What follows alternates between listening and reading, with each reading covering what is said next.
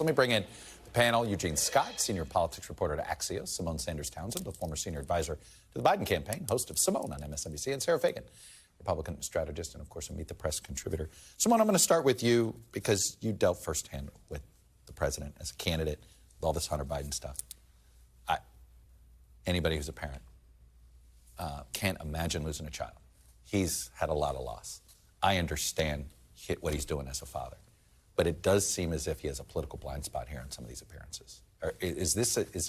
Is he hard to have a conversation with about these things, Hunter? I wouldn't say it's hard to have a conversation with, the president about Hunter, but also, as you said, any parent, and Joe Biden is a parent. Mm-hmm. And when in any parent, he does not look at Hunter as anything other than his son. And state dinner was just a terrible idea. With Garland there, this is Joe Bill Biden Clinton. That he should uninvite his son to a state dinner. But with Merrick Garland in the room, again, Bill Clinton and Loretta Lynch bumped into each other on a tarmac, and Loretta Lynch had to recuse herself. Yeah, absolutely. I mean, well, also the Obama administration was notoriously risk-averse. Fair enough. They're extremely risk-averse. I guess what you're saying is Biden a little less risk-averse? I mean, I don't want to say he's a little less risk-averse because there's like 3 people at the White House that can call over to the Justice Department, and all of them work in the White House counsel's office. Right. But I would say he's a parent. And I don't think that I would be hard-pressed to believe that there was a full-fledged analytical conversation about whether Hunter should attend. I think it was a foregone conclusion that he was. And it just feels like one of those things that staff knows it's not worth the aggravation. Maybe. I mean, Kareem was so honest at the podium. They're like, Monica Alba absolutely right. I'm not going to go there and ask. She said, I won't be asking. Well, thank you. Wow.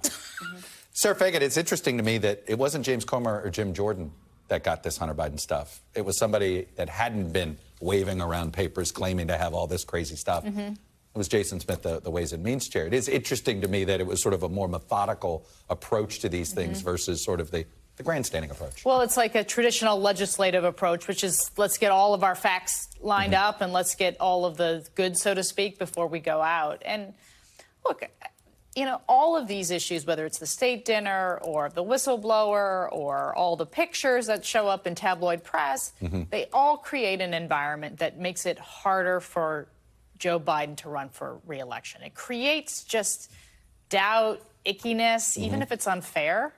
And so for them to put him out last night, it just struck me as, I get it, I understand, it's painful for the family, but you've got it's not fair, but welcome to politics. You're not a normal family, so you've got to think about things politically, right? Eugene, does this leave a mark?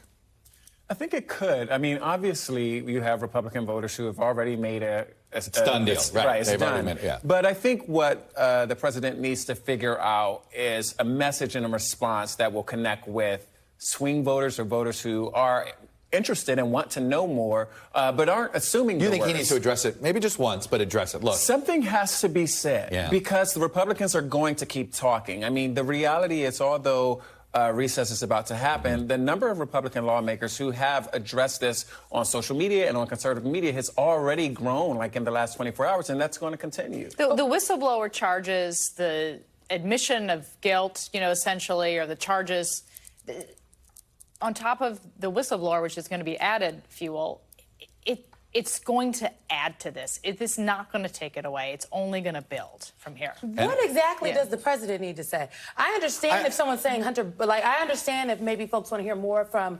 Weiss and the Justice Department about what he believes was nefariously happening inside the Justice Department and Garland blocking him.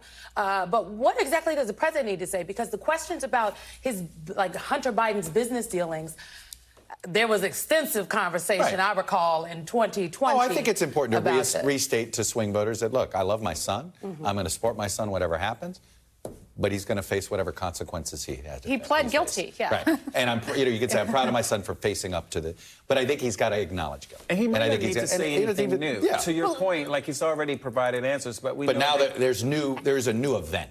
Actually, let's not forget that he has said that there's no there to anything. That was the president's position the entire campaign, that there was no there. And there actually is there, and they pled guilty to it.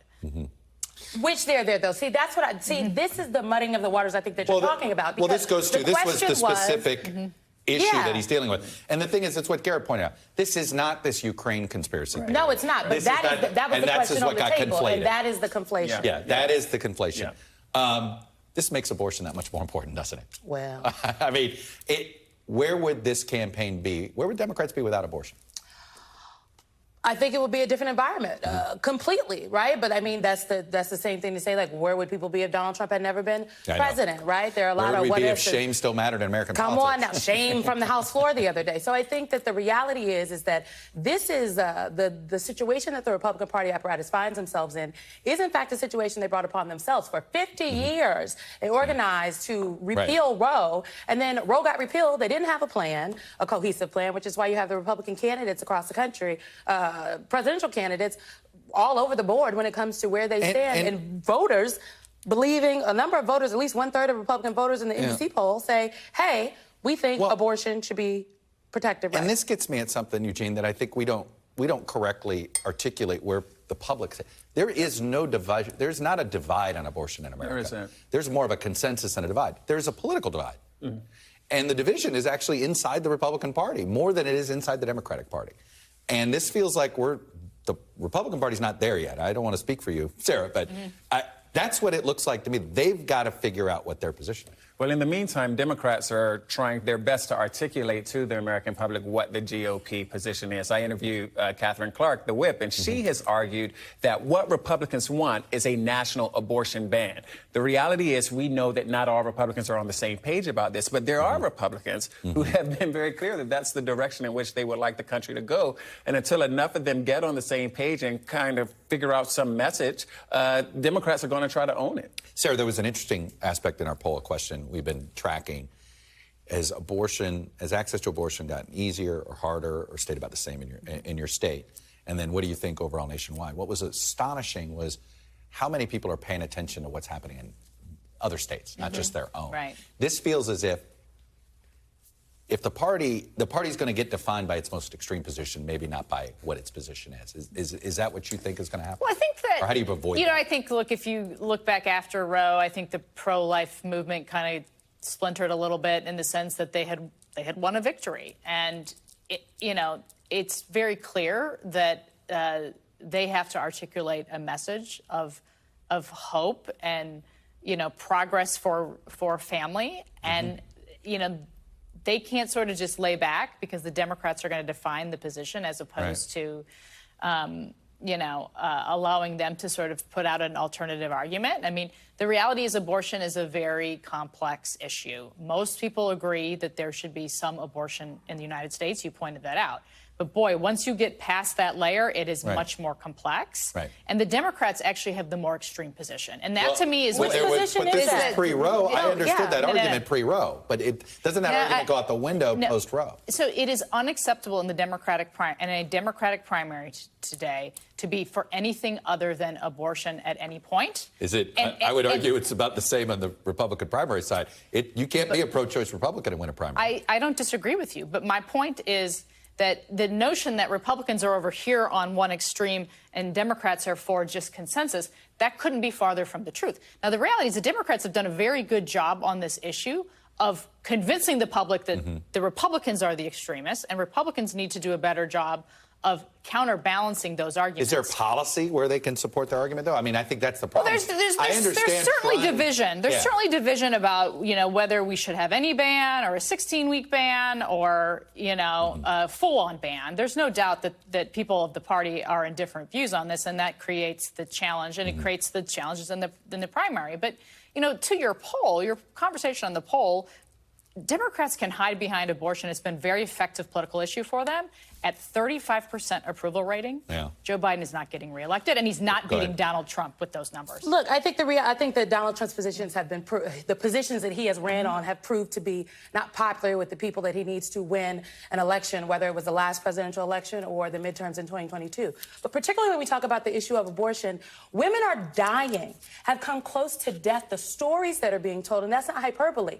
The idea that the conversation at this point, the conversation at this point is not theoretical. It is about whether women and their families and their doctors are the people able to make the decisions about their bodies, or what Republicans are saying is actually, we think we should legislate that. I will say this. If that is not the discussion, then show me the evidence, because the evidence says that that is, in fact, where it shakes out. Look, I'm short on time, but this issue of OBGYN access in rural red states, this is going to be something that I think is something that Republicans have to focus on soon in some of these places. But we will see. Eugene, Symone, and Sara. Kind of a contentious week in American politics, huh? Never have that. The day must have ended in Y. Thanks for watching our YouTube channel. Follow today's top stories and breaking news by downloading the NBC News app.